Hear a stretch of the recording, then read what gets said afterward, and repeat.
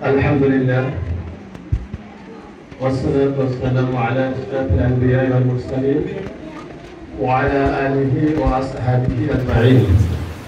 أما بعد، أعوذ بالله من الشيطان الرجيم. بسم الله الرحمن الرحيم. إن الله وملائكته يصلون على النبي يا أيها الذين آمنوا صلوا عليه وسلموا تسليما. اللهم صل على سيدنا ونبينا وشفيعنا وحبيبنا ومولانا محمد صلى الله على آله وأصحابه وبارك وسلم. ঐতিহ্যবাহী বর্তমান শাহবাজ আলিয়া ফাজিল মাদ্রাসা 2025 সালের আলিম পরীক্ষার্থী অনুষ্ঠানের সম্মানিত সভাপতি, উপস্থিত অত্র মাদ্রাসার সম্মানিত আসাদুল্লাহ ইকরাম ও আজিজ তোলাবা, সকলের কাছে আমার ইসলামী সম্ভাষণ আসসালামু আলাইকুম ওয়া রাহমাতুল্লাহি ওয়া বারাকাতুহু। আল্লাহ পাক পবিত্র কোরআন কারীমে ইরশাদ করেন, উদউনি আস্তাজিব লাকুম, তোমরা আমার কাছে চাও, দোয়া করো, আমি আল্লাহ তোমাদের সেই দোয়া মঞ্জুর করব। আল্লাহ নবী হাদিসের মধ্যে বলেন, আন সাওয়ান রাদিয়াল্লাহু তাআলা আনহু বলেন, ওয়া রাসূলুল্লাহ সাল্লাল্লাহু আলাইহি ওয়াসাল্লাম লা ইয়ারুদ্দুল কদরা ইল্লা দুআ। আল্লাহ নবী ইরশাদ করেন, লা ইয়ারুদ্দুল কদরা, তাকদীর পরিবর্তন হয় না, ইল্লা দুআ, দোয়া ছাড়া। তো এজন্য আজকের এই দোয়া অনুষ্ঠান আয়োজন করা হয়েছে, বিশেষ করে পরীক্ষার্থীদের পক্ষ থেকে আয়োজন, দোয়া হবে সকলের জন্য। আজকে যাদের উদ্দেশ্য করে আজকে আমাদের এই আয়োজন, অনেক কথাই এসে যায়, আবার অনেক কথা বলতে গেলে মুখ বন্ধ হয়ে যায়। দীর্ঘদিন যাবৎ পাঠদান করায় তাদের সাথে এমনভাবে ওতপ্রোতভাবে জড়িত, না দেখলেই মনে হয় যেন হুজুর দেখি না, কোথায় গেছে, কোনো খবর নেই। এইভাবে সকল ছাত্রছাত্রীদের একটা আবেদন নিবেদন শুনতে হয়। এটাই হচ্ছে ছাত্র এবং শিক্ষকদের ভালোবাসা, আর ছাত্র শিক্ষকের ভালোবাসার কারণে এর বৃদ্ধি পায়।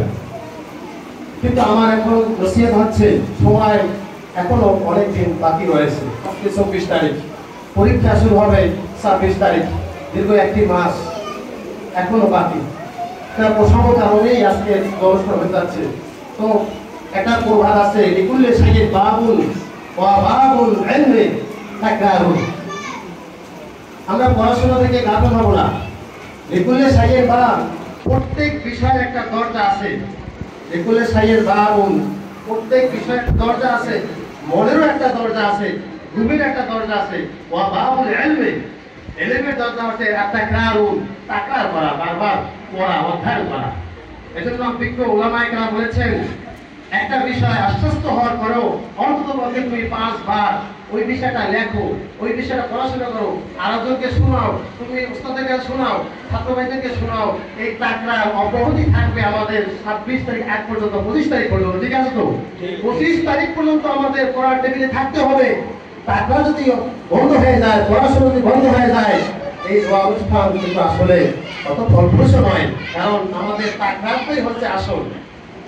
আমাদের মাঝে কোরবানি অনুষ্ঠান আছে, এটাও আছে ঠিক। তারপর আমাদের মাথায় রাখতে হবে যে আমরা 2025 সালের আলেম পরীক্ষার্থী। এটা মাথায় রেখে আমাদের সবসময় তাকরারে বসতে হবে, পড়াশোনায় টেবিলে বসতে হবে। আল ইলমু ইয়াজিদু বিতাকরার, আল ইলমু ইয়াজিদু বিতাকরার। ইলম বৃদ্ধি পায় তাকরারের দ্বারা, ইলম বৃদ্ধি পায় অধ্যয়নের দ্বারা, পড়াশোনার দ্বারা। তুমি যতই ব্রেন তোমার ঠান্ডা গেল, যদি আজকে থেকে যে অনুষ্ঠান হয়ে গেছে, এখন আর কোচিং দরকার নাই, এখন পড়ার টেবিল দরকার নাই, পরীক্ষার হলে গেলেই হবে, বাবা এটা তোমার জন্য একটা বিপদ ডেকে আনবে। এই জন্য পড়ার টেবিলে অন্ততপক্ষে তোমার এখন কেউ গাইডলাইন দেবে না, বঙ্গবন্ধুর কাছে যোগাযোগ থাকবে না, ইংলিশ স্যারের কাছে যোগাযোগ থাকবে না, বিশ্ববিদ্যালয়ের যোগাযোগ থাকবে না।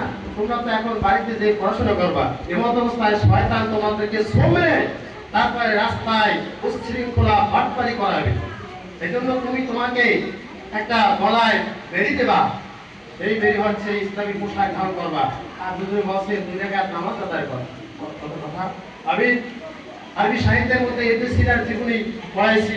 ইবনে সিনা যখন কোনো বিষয় গবেষণা করত, এই গবেষণা বিষয় যখন তিনি না বুঝতে পারতেন, তখন তিনি মসজিদে মসজিদে যাইতেন, সাল্লা রাকাতাইনে, 2 রাকাত নামাজ আদায় করতেন, সুম্মা দুআ ইলাল্লাহ, এটা আল্লাহর কাছে দোয়া করতেন, তারপর তার বিষয়টা সহজ হয়ে যেত।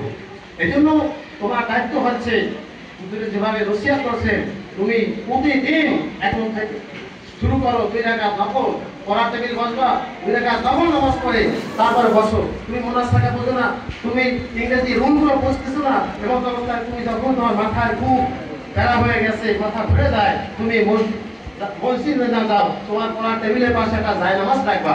ওই জায়নামাজ দাঁড়িয়ে 2 রাকাত নামাজ আদায় করে আল্লাহর কাছে দোয়া করে তুমি ওই ইংরেজি বিষয়ের রুলটাকে তুমি নিয়ে গবেষণা করো, আল্লাহ পাক সহজ করে দিবে। ঠিক আছে তো? এইভাবে আমল করার চেষ্টা করবা।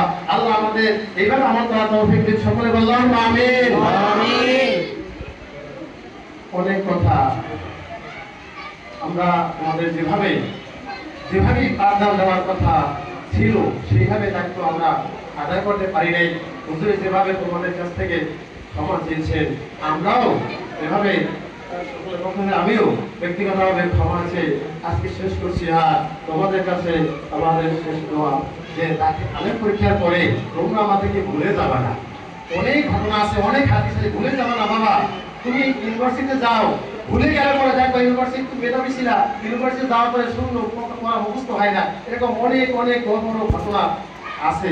অতএব তোমার আলেম পরীক্ষার পরে তুমি যদি ক্লাস পাও আর বন্ধন মাদ্রাসার শিক্ষক থেকে না চেনো, তাহলে দেখবা তোমার 100 মেধা শূন্য হয়ে গেছে। অতএব বাবারা, আমার অনুরোধ হচ্ছে, যখনই পরীক্ষা হয়ে গেল, রেজাল্ট আসবে, সাথে সাথে সমস্ত শিক্ষকদের কাছে একটু অবহিত করা, হুজুরা বা স্যার আমি এই গ্রেড পেয়েছি। এবং আমাদের মাদ্রাসায় তোমরা আবার ফাজেল প্রথম বর্ষ, দ্বিতীয় বর্ষ, তৃতীয় বর্ষ পাস করে এই ফাজেলকে সমুন্নত করা বা তোমাদের ভাইরা, এটা আমরা আশাবাদ ব্যক্ত করি। আমি আজকে বক্তব্য শেষ করছি। আলহামদুলিল্লাহ রাব্বিল আলামিন।